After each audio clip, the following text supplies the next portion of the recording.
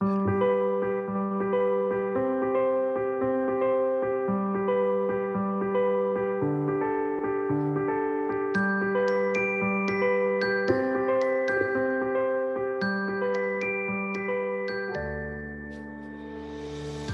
Hey, everybody, and welcome to Learning from Smart People. I am your host, Rob Oliver, and it's my delight to be with you again today. I appreciate you following the podcast. I appreciate you tuning. If you are a first-time listener, well, thank you very much for tuning in, and I hope that you find this as enjoyable as I do. I hope that you find it informative, that it applies to what you're doing.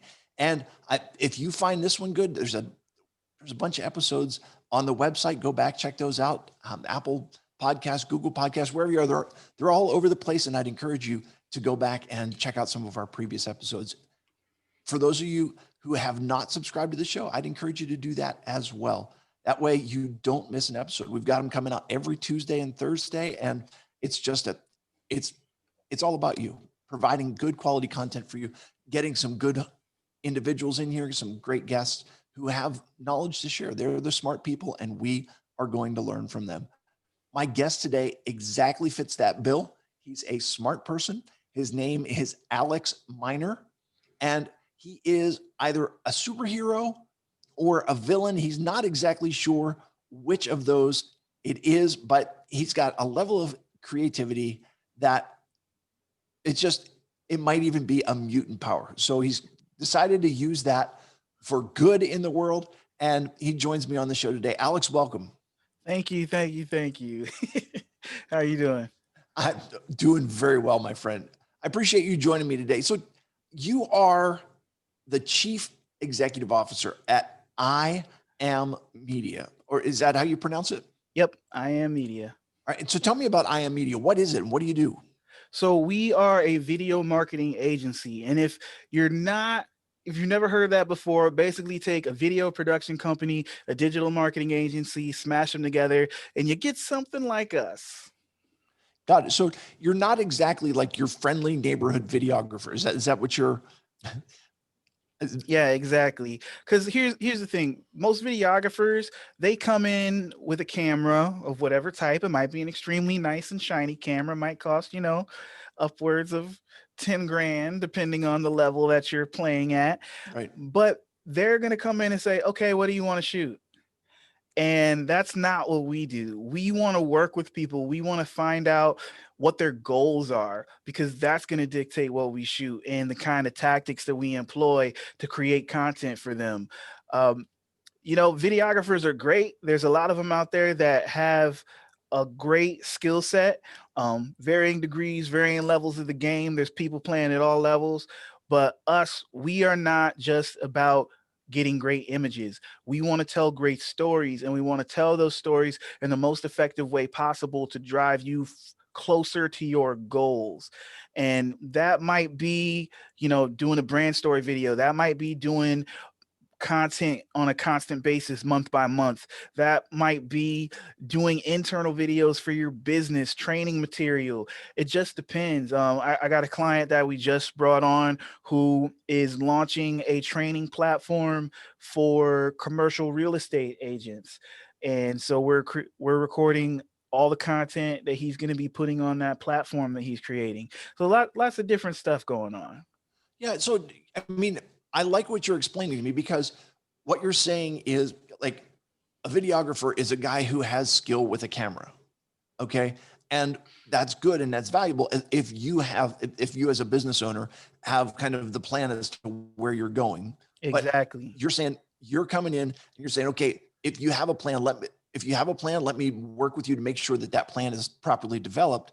And if you don't have a plan, let me work with you to make sure that we're developing something that is going to help your business get to where you as a business owner want it to be. Is that proper understanding? Exactly. You hit the nail on the head. Because what happens is a lot of business owners, they say, I need a videographer for X. And they go looking for the lowest price, right? Because everybody likes a deal.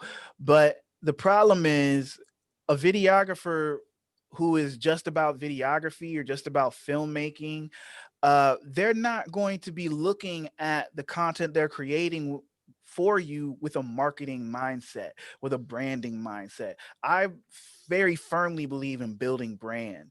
I don't really like doing, I mean, commercials are great. You can make them amazing. I've seen some, oh man, you wouldn't believe some of the work that I've seen done with like a $500 camera. It's insane to do a commercial. Um, but I'm not about commercials. Like I can do them. I've done them for clients. I want to build your brand. I want to build your business. I don't want to just try to sell the widget. Like I want to sell you. By selling you, you will sell the widgets.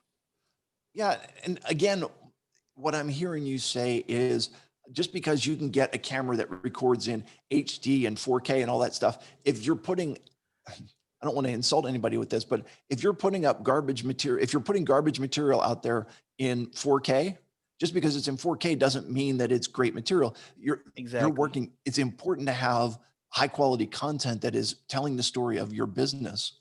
And Right. And it's also to have important to have a framework to judge what high quality content is. Cuz high quality content and is one of those phrases that doesn't exactly make me cringe, but it's misused or overused all the time. Because the thing is, you don't decide what high quality content is. Your audience decides what high quality content mm, is. right. And a lot of folks get caught up or get roadblocked or prejudge themselves because they think high quality content is X, Y, Z.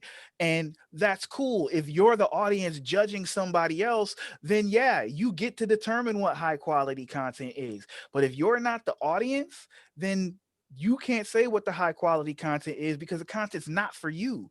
It may be about you, about your brand, but it's not intended for you. You already know all about you. You need to let everybody else know and they can tell you whether what you got is gold or garbage. Yeah. Okay. So I live in the world of analogy, and my deal, what I'm thinking is that it's kind of like being the cook in the kitchen, right? In which you can make the food that you like to eat, but you're not, that doesn't necessarily match what the people at the table want, right? And so Exactly. what you're trying to do is create something that appeals to your audience's appetite. And just because you might think it's good, or just because, you know, you've got your wife or your close social circle says you're amazing and this is wonderful. Um, there's another step to it in which you've got to figure out what is the appetite of the people that are at the table and how do I make something that appeals to them. Right. And the only way that you're gonna figure that out is through experience, through experimentation. I mean, you hear all the time people talking about, oh, this video I did went viral, or this picture I took went viral, this post went viral, and I thought it was nothing. Do you see Yeah. what you see how all the, and I know you heard a bunch of those stories Right. because the factor that strings them all together is that the person who created it didn't know what it was. The Yes. world told them what it was. Mhm. Yeah, and it's a matter of you're getting the feedback from others to say we like this, and you got to then do the work to figure out, okay, what was it about that they liked, and how do I replicate that? Exactly. And that takes experimentation and that takes patience, which a lot of people do not have. One of the most unfortunate things about being in the content creation world as a provider, as a vendor, as a partner, well, no, the people that I consider myself a partner with, I feel very fortunate to be partners with. But as somebody who's looked upon as a service provider, a potential service provider to other people, a lot of times the first thing that people ask about is, well, how do I know I'm going to get ROI on this? How do I know I'm going to make money off of this? And it's like, if that's the first thing that you ask me, you're not ready. Right. And ROI, you mean return on investment, right? Yes. Okay. I live in a world where we all swim in different alphabet soup, so I want to make sure that we're talking common language, Yeah, my friend. return on investment. And I get it. Like as a business owner, because I work with businesses primarily, Sure. small businesses, entrepreneurs, coaches, people trying to build their personal brand. Those are the types of people I like to work with. And I hear it I don't know, so many times it's that ROI conversation, and it's because people are viewing this as a transaction. They're viewing it as a cash machine. They're not viewing it as an investment. A video strategy for your business is an investment. Like like unless you're trying to create a commercial, it's not a transaction. You're not going to put money in and get an exact amount of money out. It's a long-term play, and you got to be willing to play the game. Yeah, I think that what you said there is really important, and that is it's an investment. And this is kind of, there are people out there who are day traders, right? They get in and they invest in this hot thing and they make a lot of money in one day. And then, sometimes they lose a lot of money in one day. But this is, you're looking at a long-term investment strategy in which you're hoping to put something in that is going to more than pay for itself in the long run, but it's not going to Exactly. happen immediately. I, I want to transition a little bit, and you're talking about developing video content and you're talking about doing video marketing. Now, as people are doing this, there's got to be a a venue for them to place their marketing out there. And there's all types of options available. Are there any that you would recommend for business owners over others, or what are your thoughts there? Um, well, if you want to play the organic game, then two big places to be right now are LinkedIn and TikTok, because the organic reach on both is still really good. Even though, like, even and people would be really surprised, because even though LinkedIn is an older platform, it hadn't really turned into a social media platform until the last few years. I would say within the last 5 years. So because before it was like that businessy site, it was that resume site, and it was that job hunting site, recruitment site, and it still is those things. But now there's a whole world of content creation, networking, and other things that are going on there. There are people whose entire businesses are built on LinkedIn. And the thing is, it's not to the point where you have to pay to play yet. Actually, for most folks, I would discourage them from doing paid advertising on LinkedIn because the organic reach is so good. And because the ad product, I haven't used it myself, but my wife, she does digital advertising as well. And for the company she works for, she's had to run a lot of LinkedIn ads, and she just told me they're a waste of money. And plus, Okay. all the people that I respect as marketers tell me they're a waste of money. Although I just discovered one person whose entire business is running LinkedIn ads, so there's something going on there. So what you're saying though is it works for somebody, and Yeah. you just got to figure out who that, if you're the person that it works for. And let me just, again, for clarification purposes, you're talking about organic and pay to play, and what that, can you just give us a thumbnail sketch of what that means? Okay, so here's the thing. A lot of people don't understand how social media works at its core. Okay, we'll just use Facebook or Instagram as an example. If you've got 1,000 people on your Instagram account, right, or 1,000 followers on Instagram, you put up a post. Instagram is not going to show that post to 1,000 people. It's going to Right. show it to maybe 100. And then depending on how many engage with your content within a certain window of time, Instagram's going to decide, okay, this content is working or this content sucks. If the content's working, they're going to show it to more people in your circle. And it's going to keep going in iterations like that, with them testing your content to see if it's working. And the better it performs, the more engagement it gets, the more people it's going to show it to. But when it gets to a level where it plateaus, they're going to say, okay, we're going to stop pushing this. It's done what it's going to do.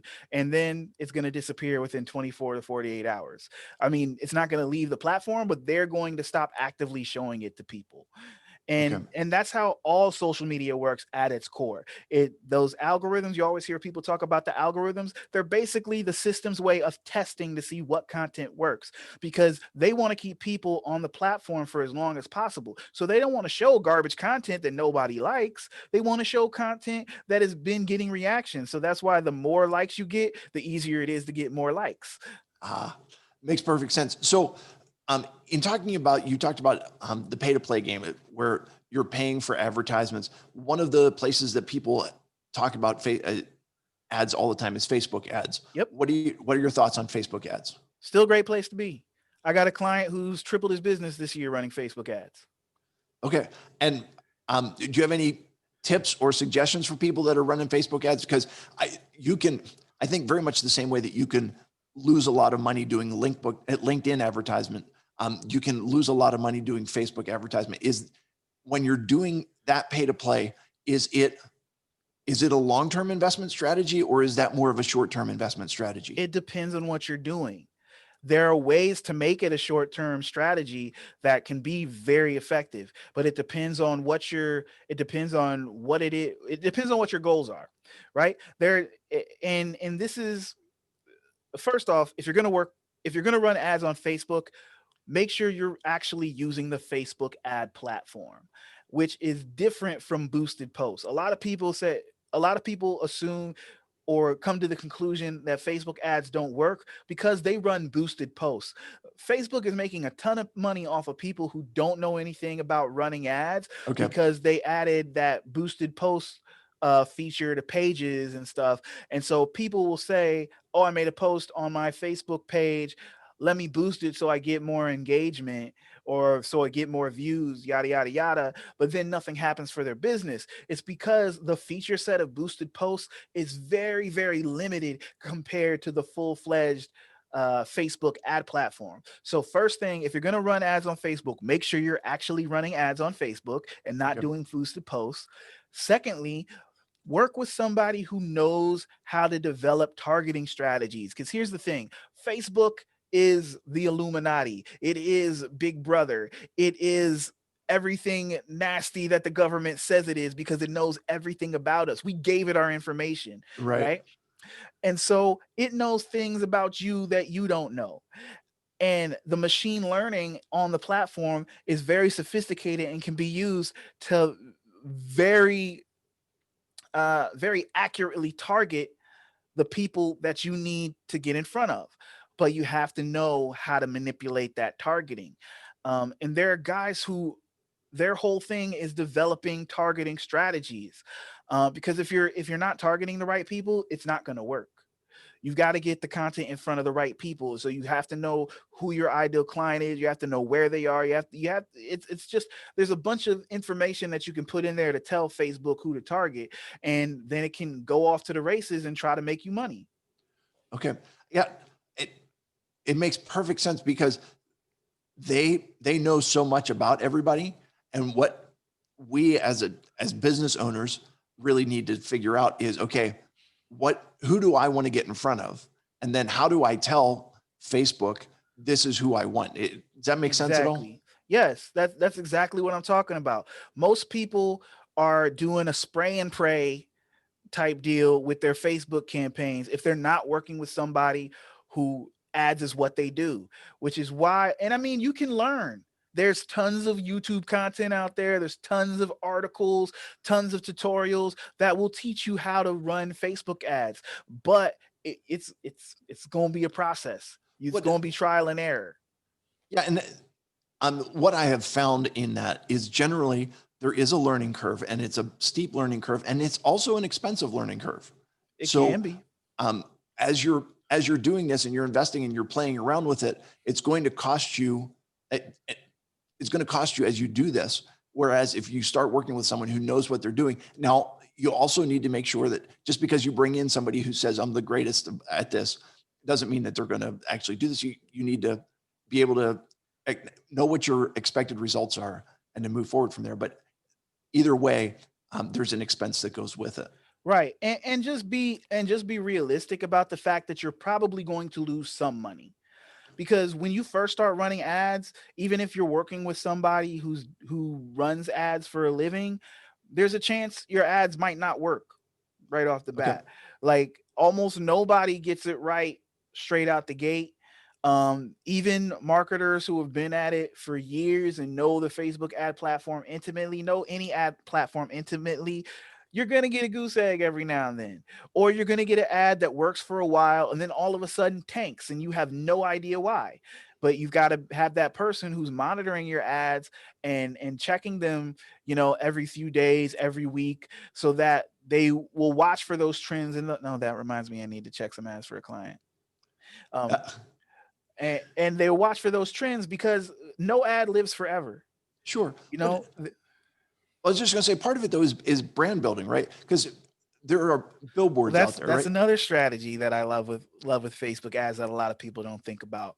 Um, so to go, and I'm sorry to interrupt you, I just get excited about this stuff. So to Sure. go back to what we were saying about how social media works, so running ads is the unlock, right? So because with regular social media, people have to choose to follow you. They have to want to see your content. They have to tell the system, hey, this is somebody that I want to see. Or with LinkedIn in particular, the way their algorithm works, sometimes if somebody likes content, even if they didn't repost it, it'll show it to you because that's how LinkedIn works. And that's one of the reasons why the organic reach is so dope. But going back to Facebook or Instagram, they're only going to show your content to people who already follow you or in the feeds of people who are friends with somebody who follows you and reposted your stuff.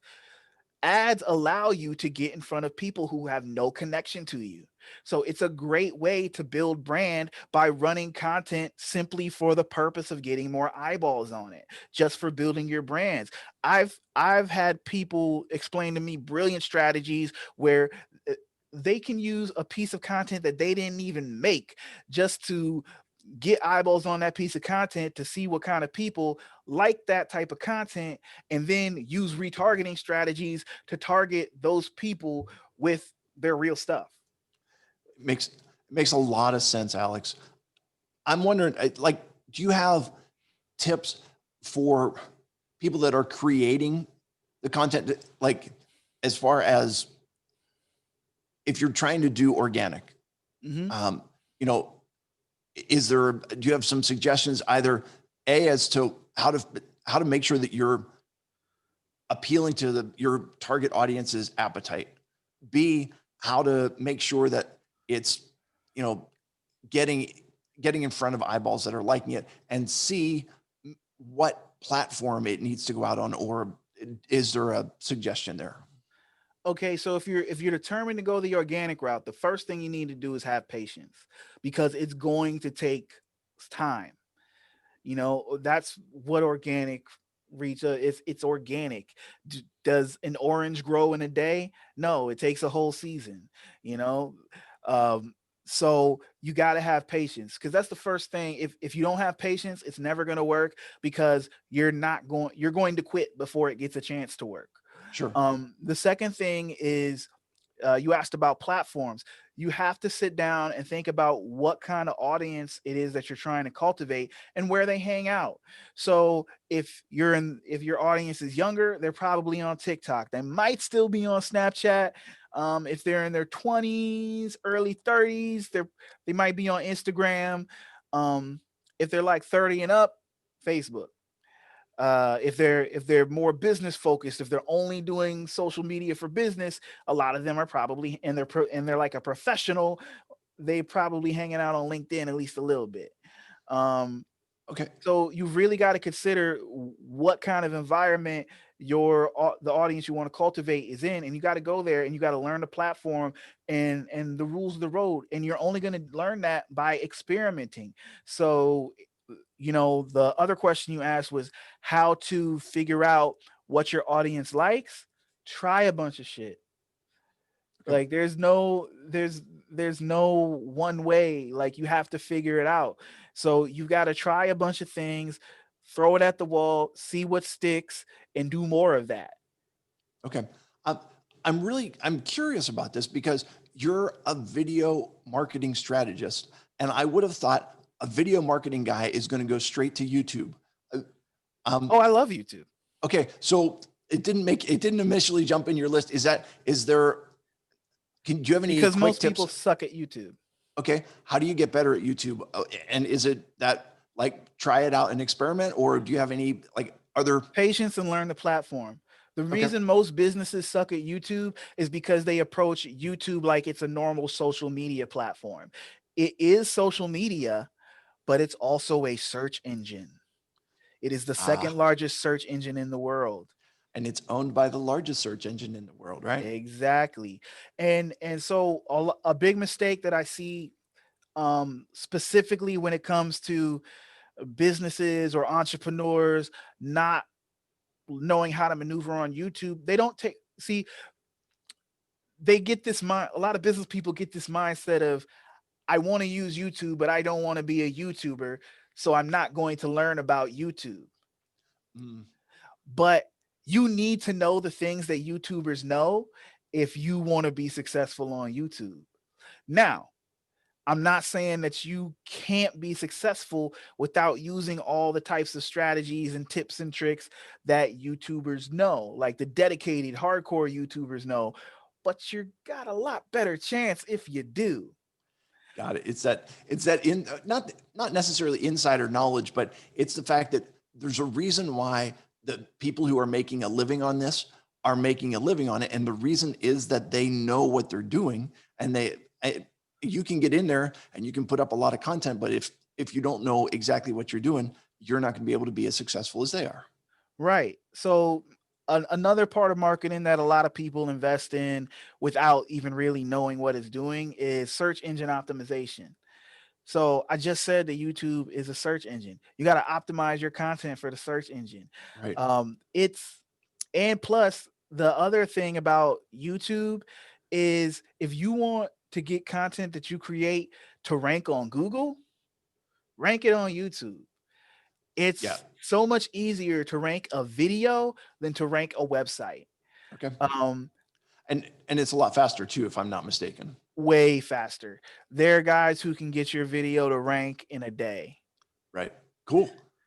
I, Listen, I can probably listen to you talk all day and learn from you all day, but we are running short on time, my friend. So if people are looking to find out more about you, where can they find you on the web or social media?